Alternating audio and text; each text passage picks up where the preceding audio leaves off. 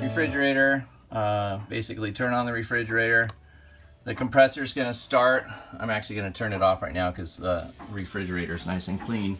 But that's where you would turn it on. If you ever needed to do any work with the compressor, you can go down into here.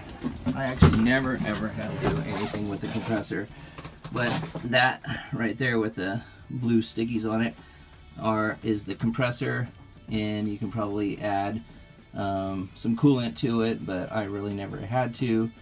The refrigerator worked perfectly the entire time we owned this boat.